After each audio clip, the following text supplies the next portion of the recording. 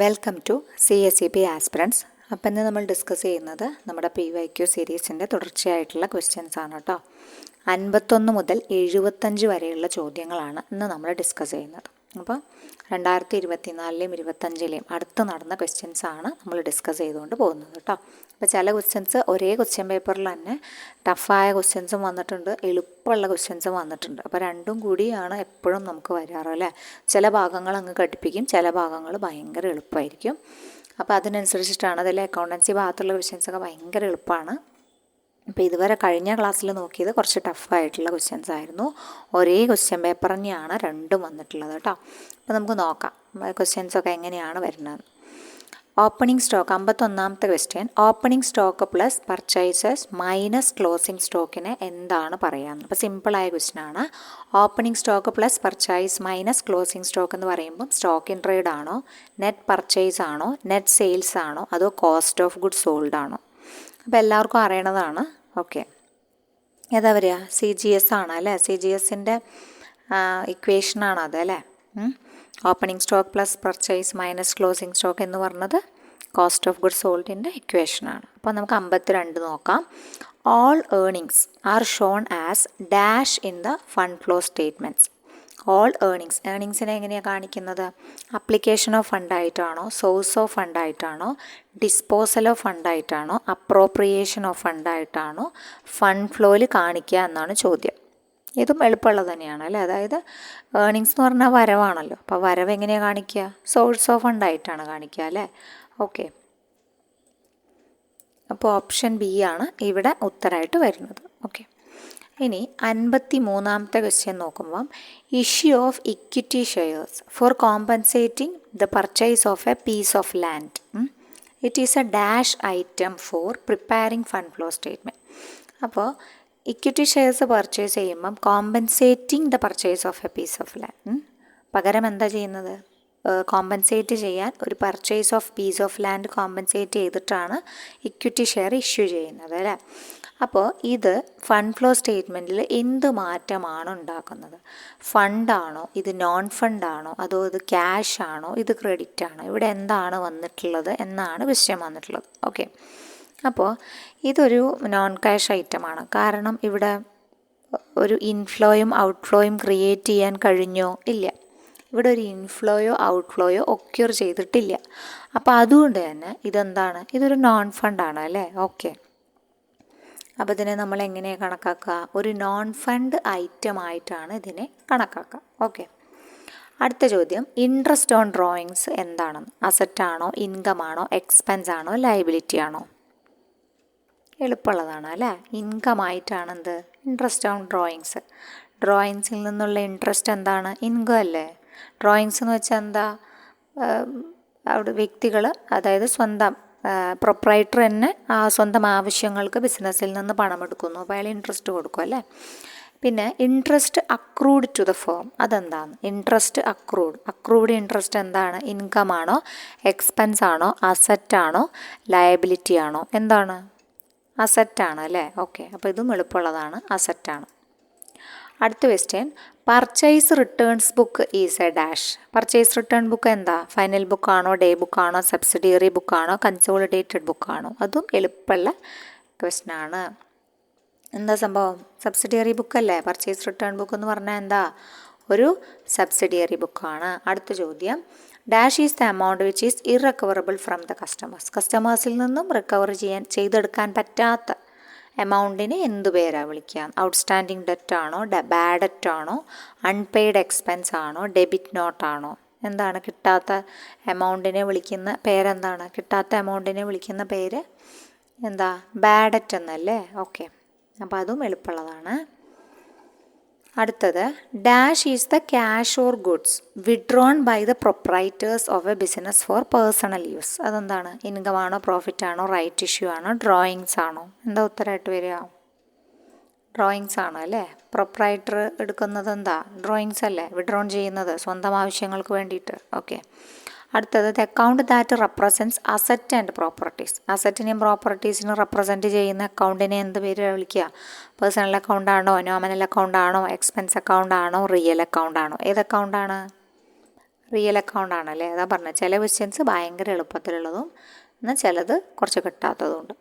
ഇനി അടുത്തത് select a true statement associate to certificate of ഡെപ്പോസിറ്റുമായി ബന്ധപ്പെട്ടിട്ടുള്ള സ്റ്റേറ്റ്മെൻറ്റ് തന്നിട്ടുണ്ട്. ഇതിൽ ഏതാണ് ട്രൂ എന്ന് ചോദിച്ചിട്ടുണ്ട്. ടെന്നൂർ, സി ഡിയുടെ tenure should be 7 days and maximum 1 year. CDs are traded in the secondary market. CDs may be issued at a discounted value എന്ന് പറഞ്ഞിട്ടുണ്ട്. ഓൾ ഓഫ് ദി എബവ് എന്നും പറഞ്ഞിട്ടുണ്ട് കേട്ടോ. Select true statement associated to certificate of deposit എന്നാണ് പറഞ്ഞിട്ടുള്ളത്. Okay, അപ്പോൾ ഇതിൽ ഉത്തരമായിട്ട് വരെ 10 or 7 days മാക്സിമം 1 year തന്നെയാണ്. ഓക്കെ, അതുപോലെ സെക്കൻഡറി മാർക്കറ്റിലാണ് ഇത് ട്രേഡ് ചെയ്യുന്നത്. ഡിസ്കൗണ്ടഡ് റേറ്റിന് ട്രേഡ് ചെയ്യാൻ പറ്റും. അപ്പോൾ അതുകൊണ്ട് തന്നെ ഇവിടെ കറക്റ്റ് വരുന്നത് ഓൾ ഓഫ് ദി എബവ് ആണ് കേട്ടോ. ഇതെല്ലാം സർട്ടിഫിക്കറ്റ് ഓഫ് ഡെപ്പോസിറ്റിനെ സംബന്ധിച്ച് നോക്കുമ്പോൾ ശരിയാണ്. അടുത്ത ക്വസ്റ്റ്യൻ വന്നിട്ട് RBI introduced liquidity adjustment facility as per the recommendations of dash committee on banking reforms ആണ്.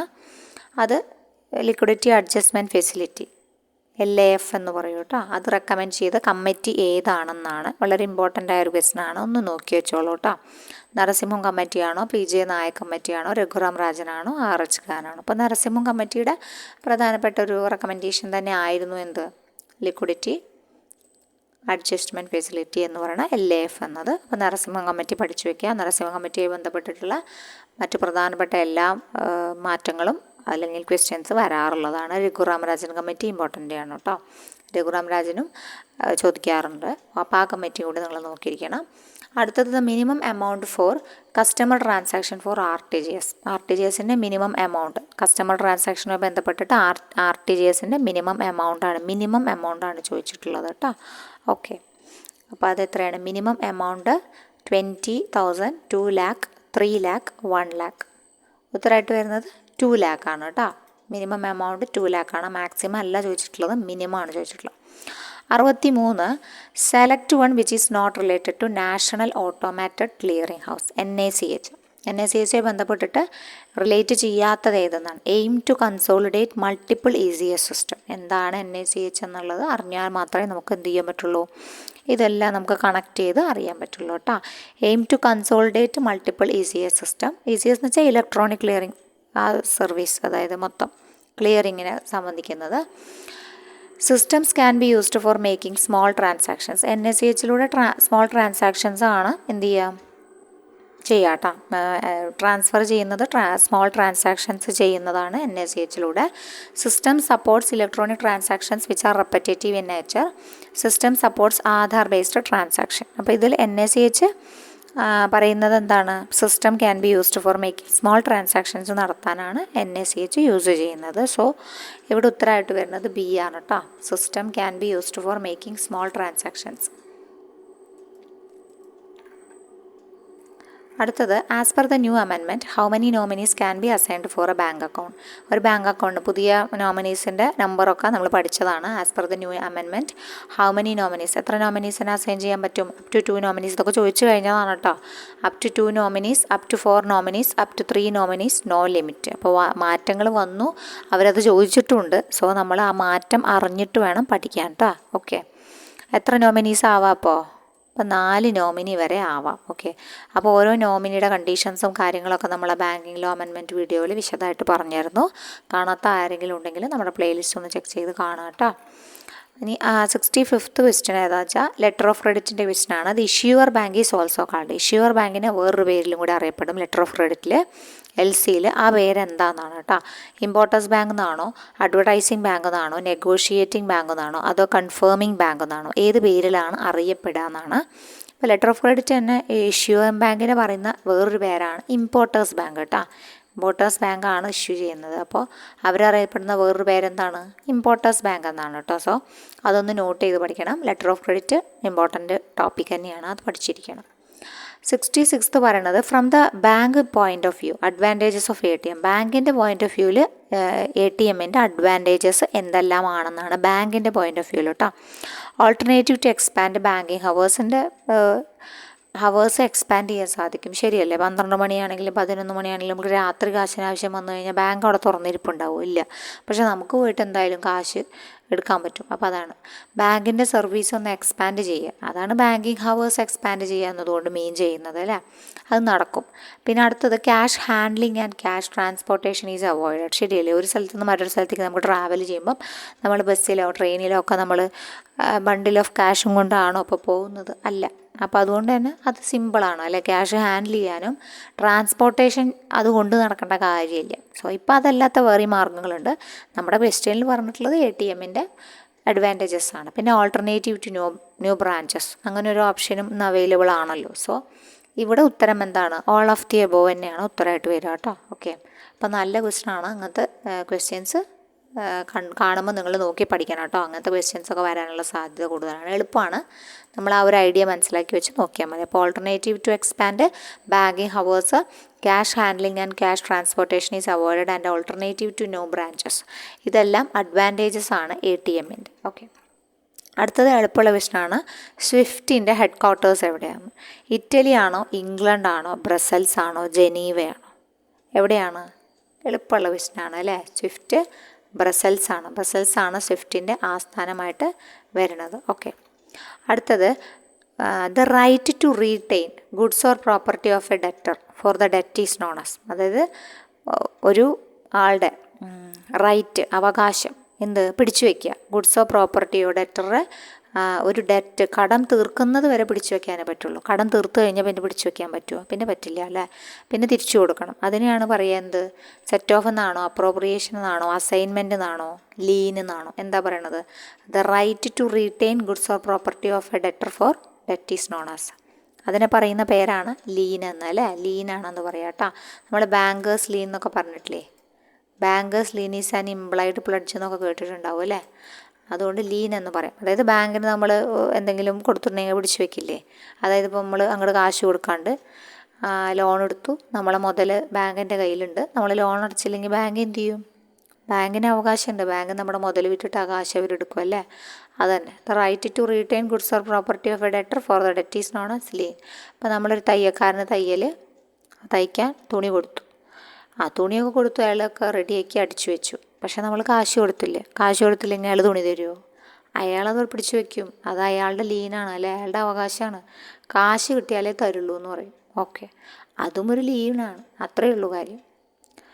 അടുത്തത് the rules framed in the ക്ലെയ്റ്റൺസ് case. Clayton case എന്ന് ഇടയ്ക്ക് ചോദിക്കാറുണ്ട് കേട്ടോ. ഏത് കറണ്ട് അക്കൗണ്ടിലൊക്കെയാണ്, റണ്ണിങ് അക്കൗണ്ടിലാണ് സാധാരണ ക്ലെയ്റ്റൺ കേസ് അപ്ലൈ ചെയ്യാറുള്ളത്. അപ്പോൾ അതൊക്കെ ചോദിക്കാറുണ്ട്. The rules framed in the Clayton case have been incorporated. എവിടെയാണ് ഇൻകോർപ്പറേറ്റ് ചെയ്തിട്ടുള്ളതെന്നാണ് ഇവിടെ വന്നിട്ടുള്ളത്.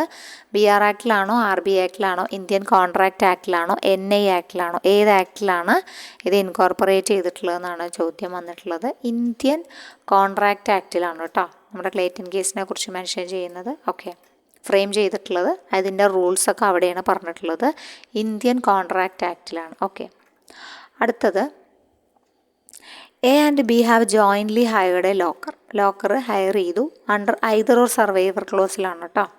A മരിച്ചു, A dies, the bank bank എന്ത് ചെയ്യും?